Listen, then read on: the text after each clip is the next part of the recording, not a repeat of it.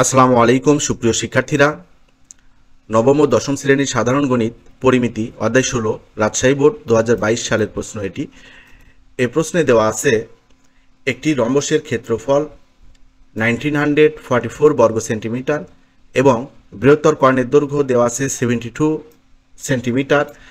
আবার একটি বৃত্তের পরিধি রম্বসটির বৃহত্তর কর্ণের 3 গুণ, অর্থাৎ রম্বসটির বৃহত্তর কোণ আছে 72 আর 3 গুণ হলো একটি বৃত্তের পরিধি। তো যাই হোক, আমাদের ক নং প্রশ্ন কি দেওয়া আছে, একটি ঘনকের সম্পূর্ণ পৃষ্ঠের ক্ষেত্রফল 48 বর্গ সেন্টিমিটার হলে এর পৃষ্ঠতলের ক্ষেত্রফল নির্ণয় করো।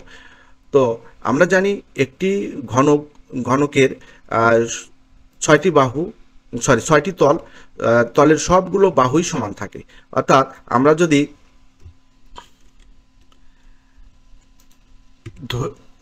একটি ঘনকের বাহুর দৈর্ঘ্য এ সেন্টিমিটার ধরি, তো ঘনকটি কেমন হয়? ঘনক হচ্ছে, এই যে দেখো, এর সবগুলো তল সমান। ধরো একটা পতাকার ইট এরকম হয়, এই যে এরকম, বাঁকা হয়ে গেছে।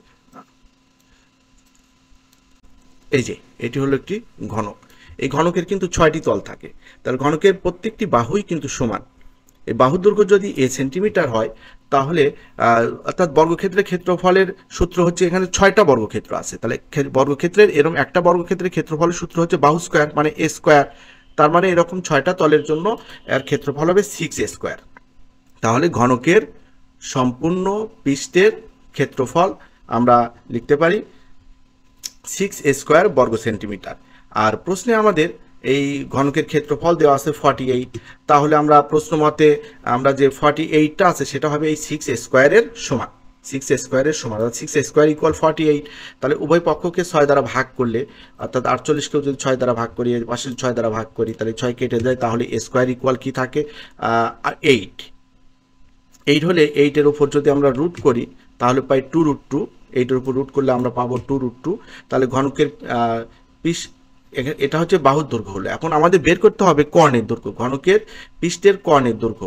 অর্থাৎ যেহেতু বাহুর দৈর্ঘ্য এ আর পৃষ্ঠের কর্ণের দৈর্ঘ্য মানে একটা পৃষ্ঠের কর্ণের দৈর্ঘ্য, এটা আমাদের বের করতে হবে।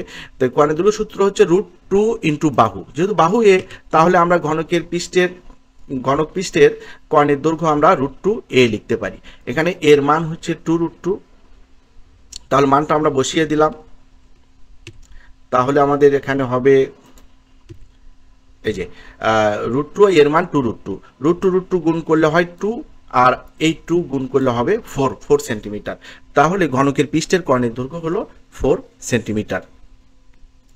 এরপরের প্রশ্ন দেখো, রম্বসটির পরিসীমা নির্ণয় করো। তো আমাদের রম্বসের পরিসীমা বের করার জন্য আমাদের রম্বসের বাহু লাগবে। তো আমাদের এখানে কর্ণের দৈর্ঘ্য দেওয়া আছে, রম্বসের ক্ষেত্রফল দেওয়া আছে। তো আমরা এটা কিভাবে বের করব? তো এই যে এটি হলো আমাদের রম্বস। তো আমাদের এখানে দেওয়া আছে হচ্ছে রম্বসের কি কি দেওয়া আছে, আমরা একটু, সরি এটা না,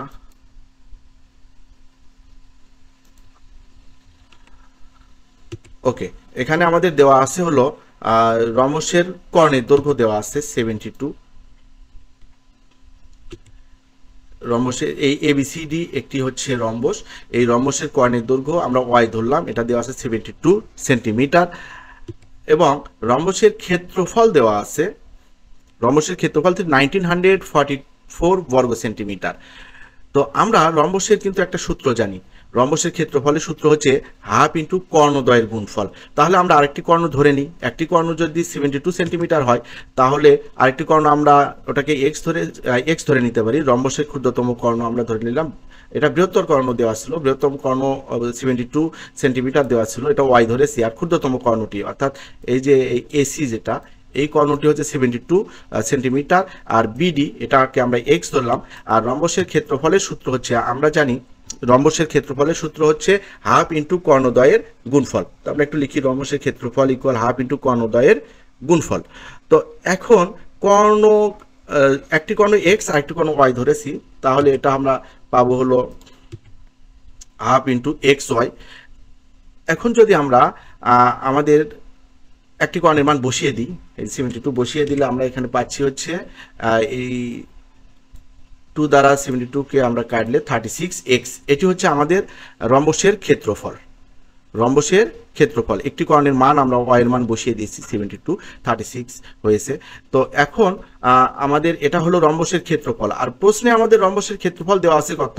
1944। তাহলে আমরা প্রশ্ন মতে আমরা কি লিখতে পারি? 1900 প্রশ্ন মতে 36 ইকুয়াল 1944, অর্থাৎ x ইকুয়াল আমরা এই 36 দ্বারা ভাগ করে দিব।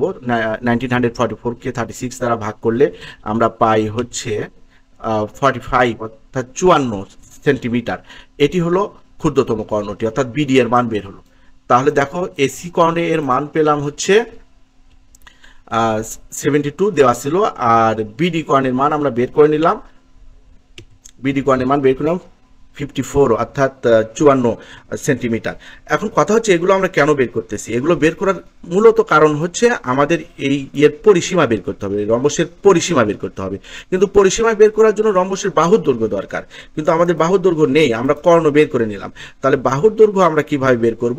এটা আমরা পিথাগোরাসের উপপাদ্য দিয়ে বের করতে পারি, কারণ এই রম্বসের কর্ণদ্বয় পরস্পরকে সমকোণে সমদ্বিখণ্ডিত করে। তাহলে কিন্তু এখানে প্রত্যেকটাই কিন্তু এগুলো সমকোণ, প্রত্যেকটাই এগুলো সমকোণ। তো এই প্রত্যেক এখানে যে কোনো একটি ত্রিভুজ, এখানে 3টা ত্রিভুজ হয়েছে, 4টা ত্রিভুজ হয়েছে, 4টাই কিন্তু সমকোণী ত্রিভুজ। তাহলে এই সমকোণী ত্রিভুজের ক্ষেত্রে আমরা পিথাগোরাসের উপপাদ্য দিয়ে, যেহেতু এখানে দেখো এসি এর মান আছে, এর অর্ধেক আমরা পাবো, এসি এর মান 72 আছে, তার মানে এখানে ত্রিভুজের বাহুর দৈর্ঘ্য 36 পাবো অর্ধেক করলে, যেহেতু সমকোণে সমদ্বিখণ্ডিত করে। আমরা এই কথাগুলো লিখি, এখানে যে কথাগুলো আমি বললাম দেখো এই কথাগুলো একটু লিখি, তাহলে সুবিধা হবে। তো আমরা এখানে আমরা জানি, প্রথম কথা হচ্ছে আমরা জানি রম্বসের কর্ণদ্বয় পরস্পরকে সমকোণে সমদ্বিখণ্ডিত করে। রম্বসের কর্ণদ্বয় পরস্পরকে সমকোণে সমদ্বিখণ্ডিত করে। আবার ও বিন্দুটি এসি ও বিডি কে কি করেছে? কর্ণদ্বয়ের মধ্যবিন্দু মানে দ্বিখণ্ডিত করেছে। ও বিন্দু এই এসি কেও দ্বিখণ্ডিত করেছে, বিডি কেও দ্বিখণ্ডিত করেছে, কারণ ওডি হচ্ছে এসি এর উপর লম্ব। আবার এভাবে বলতে পারি ওসি হলো বিডি এর উপর লম্ব, আবার এভাবে বলতে ও এ হচ্ছে বিডি এর উপর লম্ব, আবার ও বি হচ্ছে এসি এর উপর লম্ব, এগুলো আমরা বলতে পারি। তো এখন কথা হচ্ছে যে এখানে আমরা যদি সমদ্বিখণ্ডিত করেছে, তাহলে ও এ, ও ডি, ও সি, ও বি এগুলোর মান পাবো। ও ডি এর মান হবে হচ্ছে এ বি এর অর্ধেক, বিডি এর অর্ধেক। বিডি ছিল আমাদের এই বিডি এর অর্ধেক হবে, বিডি বাহুর অর্ধেক হবে ও বি বা ওডি। তো এটা আমরা 27 অর্থাৎ 27, 54কে 2 দ্বারা ভাগ করলে আমরা 27 পাই। আবার একইভাবে আমরা দেখো ও এ ওসিও বের করতে পারবো, কারণ এটা সমকোণে সমদ্বিখণ্ডিত করেছে, অর্ধেক করেছে বাহুকে, আবার ওখানে সমকোণও তৈরি করেছে। তাহলে আমরা 72কে 2 দ্বারা যদি আমরা ভাগ করি তা 36 পাই। এখন আবার ওডিসি আমরা যে কোনো ত্রিভুজ দিয়ে করতে পারি। আমি এখানে ওডিসি ত্রিভুজ নিয়েছি, ওডিসি অর্থাৎ ওপরের এই ত্রিভুজটা নিয়েছি। এই ত্রিভুজের এই কোণ কিন্তু 90 ডিগ্রি, ডিওসি কোণ হচ্ছে 90 ডিগ্রি। তাহলে আমরা পিথাগোরাসের উপপাদ্য অনুসারে কি করতে পারি? সুতরাং পিথাগোরাসের উপপাদ্য থেকে পাই অতিভুজ, তাহলে সমকোণের বিপরীত বাহু অতিভুজ, অতিভুজ হচ্ছে সিডি, অতিভুজ হচ্ছে সিডি, সিডি স্কোয়ার ইকুয়াল অপর দুই বাহুর বর্গের সমষ্টির সমান, অর্থাৎ ওডি স্কোয়ার প্লাস ওসি স্কোয়ার। এখানে আমাদের সিডি আমরা বের করব, তাহলে ওডি আমরা বের করে নিলাম কত? ওডি কত বের করে নিলাম? 27, আর ওসি বের করে নিলাম হচ্ছে 36। তাহলে এই মানগুলো আমরা বসিয়ে দিই, আর এখানে স্কোয়ার উঠে গেলে রুট হয়, তাহলে ওডি স্কোয়ার প্লাস ওসি স্কোয়ার মান 27 আর হচ্ছে 36। 27 36 এর উপর স্কোয়ার হলে কত হয়? এটা হবে হচ্ছে 729 আর 1296, এটা প্লাস করে রুট করলে আমরা 45 পাবো। এখন কিন্তু আমরা এই রম্বসের বাহুর দৈর্ঘ্য পেয়ে গেলাম। এই রম্বসের বাহুর দৈর্ঘ্য আমরা পেলাম হচ্ছে 45 সেন্টিমিটার। তো রম্বসের বাহুর দৈর্ঘ্য, যে রম্বসের সবগুলো বাহুই সমান, এই বাহু 45, এই বাহু 45, এই বাহু 45, অর্থাৎ 4টি বাহু। এখন পরিসীমা বের করতে গেলে 4টি বাহুর দৈর্ঘ্য মানে 4টি বাহু যোগ করলে বা 4 দ্বারা আমরা যে কোনো এক বাহুকে গুণ করতে পারি। তাহলে রম্বসের বাহুর দৈর্ঘ্য আমরা পেলাম হচ্ছে 45 সেন্টিমিটার। তাহলে রম্বসের পরিসীমা পাবো হচ্ছে 4 গুণ 45, যেহেতু রম্বসের 4টি বাহুই সমান, এখানে রম্বসটির পরিসীমা পাবো 4 × 45 অর্থাৎ 180 সেন্টিমিটার। এটি হলো রম্বসের পরিসীমা। এখন এরপরে আমরা যে প্রশ্নটি সমাধান করব সেটি হচ্ছে গ নাম্বার। চলো দেখি গ নাম্বারে আমাদের কি আছে। আমরা গ নাম্বারটা একবার দেখে নিই, গ নাম্বার প্রশ্নটা আমাদের কি আছে দেখে নিই একবার। দেখো এখানে উদ্দীপকে বর্ণিত বৃত্তের অন্তর্লিখিত বর্গক্ষেত্রের বাহু দৈর্ঘ্য নির্ণয় করো। তো এই যে একটি বৃত্ত আছে, এর পরিধি দেওয়া আছে, বৃত্তের পরিধি দেওয়া আছে আমাদের রম্বসের যে বড় বাহু তার 3 গুণের সমান। তো চলো আমরা কিভাবে এখান থেকে বৃত্তের পরিধি থেকে আগে আমরা বৃত্তের ব্যাস বের করে নিব। কি বের করে নিব? বৃত্তের ব্যাস। কেন বৃত্তের ব্যাস বের করে নিব আমরা একটু পর্যায়ক্রমে দেখি যে উদ্দীপক থেকে পাই। প্রথম আমাদের কি লাগবে? প্রথম আমাদের লাগবে হচ্ছে রম্বসের বৃহত্তর কর্ণ। তাহলে রম্বসের বৃহত্তর কর্ণ আমরা কত পাইছি? রম্বসের বৃহত্তর কর্ণ পেয়েছিলাম আমাদের 72, দেওয়া ছিল এটা 72 সেন্টিমিটার। তাহলে এই যে ABCD একটা বৃত্ত দেখতেছো, এই বৃত্তের পরিধি হবে হচ্ছে এর 3 গুণ, 72 এর 3 গুণ। তাহলে বৃত্তের পরিধি 3 ইন্টু রম্বসটির বৃহত্তর বাহুর 3 গুণ। তাহলে 3 দ্বারা রম্বসের বৃহত্তর বাহুকে অর্থাৎ 72 কে গুণ করলে আমরা কত পাবো? 72 কে গুণ করলে আমরা পাবো 216 সেন্টিমিটার। এটি হলো আমাদের বৃত্তের পরিধি। তো বৃত্তের পরিধির কিন্তু একটা সূত্র আছে, এটা ধরি হবে, বানানটা ভুল হয়েছে। বৃত্তের ব্যাসার্ধ যদি আর হয় তাহলে পরিধির কিন্তু একটা সূত্র আছে, তোমরা জানো। পরিধির সূত্র হচ্ছে 2πr। তাহলে শর্ত মতে 2πr ইকুয়াল কত হবে? এই যে বৃত্তের আমরা পরিধি বের করলাম 216, এখানে আমরা আর এর মান অর্থাৎ ব্যাসার্ধ বের করতে পারি, ব্যাসও বের করতে পারি। তো যাই হোক আমি ব্যাসার্ধ বের করি। এখানে 2π দ্বারা যদি আমরা এখন পায়ের মান 3.1416, এটা দ্বারা যদি আমরা এই যে 2 ইন্টু 3.1416 এটা গুণ করে যদি আমরা 216কে ভাগ করি তাহলে আর এর মান পাবো হচ্ছে 34.38 সেন্টিমিটার। এখন দেখো এটা হলো বৃত্তের ব্যাসার্ধ। এই যে একটা বৃত্ত দেখছো, এই বৃত্তের ব্যাসার্ধ, ব্যাসের অর্ধেক পেলাম, ব্যাসার্ধ এর অর্ধেক পেয়েছি। তাহলে ব্যাসার্ধ যদি এত হয় তাহলে ব্যাস কি হবে? ব্যাসের দ্বিগুণ, আমরা 2 দ্বারা গুণ করে নিব। কিংবা তোমরা আগে এই যে এখানে 2r এর মান বের করে রাখতে পারতা, তাহলে অঙ্ক আরো ছোট হয়ে যেত। এই যে 2r এর মান বের করলে, 2r হচ্ছে এই বৃত্তের ব্যাস। আমরা ব্যাসার্ধ বের করি, আমি যেহেতু ব্যাসার্ধ বের করে ফেলেছি, 2-1 লাইন একটু বড় করে করি, অনেকের ক্ষেত্রে বুঝতে সুবিধা হবে। তাহলে এই বৃত্তের অন্তর্লিখিত বর্গক্ষেত্রের কর্ণের দৈর্ঘ্য। আবার দেখো এই যে অন্তর্লিখিত যে বর্গক্ষেত্র আছে, এই বর্গক্ষেত্রের কর্ণ হলো এই বৃত্তের ব্যাস। এই বর্গক্ষেত্রের যে কর্ণটা দেখছো এই বৃত্তের ব্যাস। তাহলে বৃত্তের ব্যাস আমরা, তাহলে বর্গক্ষেত্রের কর্ণ আমরা কি করব? বৃত্তের ব্যাস 2r এর সমান। তা আর এর মান বের করছি কত? 34.38। একে 2 দ্বারা যদি আমরা এখন গুণ করি তাহলে হবে হচ্ছে 68.76 সেন্টিমিটার। এটি হচ্ছে বৃত্তের ব্যাস। এই বৃত্তের ব্যাসই হচ্ছে বর্গক্ষেত্রের বৃত্তে অন্তর্লিখিত বর্গক্ষেত্রের কর্ণ। তাহলে বৃত্তে অন্তর্লিখিত বর্গক্ষেত্রের কর্ণ আমরা পেয়ে গেলাম। তাহলে কর্ণ আমরা কতটুকু পাইছি দেখো তো। কর্ণ আমরা, আমি একটু এটা মুছে দিই, কর্ণটা আমরা পেলাম হচ্ছে, একটু আঁকি কর্ণ আমি, এই যে এটা হলো আমাদের কর্ণ।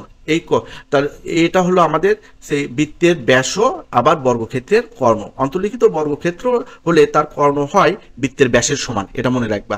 তাহলে বর্গটির প্রতিটি বাহুর দৈর্ঘ্য a হয়, তাহলে কর্ণের একটা সূত্র আছে, কর্ণের একটা সূত্র আছে, সেটা হচ্ছে √2a। আমরা এর আগেও কর্ণ প্রশ্নে মনে হয় দেখলাম। তা বর্গক্ষেত্রের কর্ণের দৈর্ঘ্য হবে √2a। তাহলে প্রশ্ন মতে আমরা কি লিখতে পারি দেখো তো। এখানে কিন্তু আমরা একটা কর্ণ বের করেছি, এখানে কিন্তু আমরা একটা কর্ণ বের করেছি 78.76। তার প্রশ্ন মতে আমরা কি লিখতে পারি? এই যে √2a ইকুয়াল আমরা লিখতে পারি 68.76। একে যদি আমরা ভাগ করি √2 দ্বারা তাহলে এর মান অর্থাৎ এই বর্গক্ষেত্রের বাহুর দৈর্ঘ্য আমরা পেয়ে যাব। এই বর্গক্ষেত্রের বাহুর দৈর্ঘ্য পেয়ে যাব।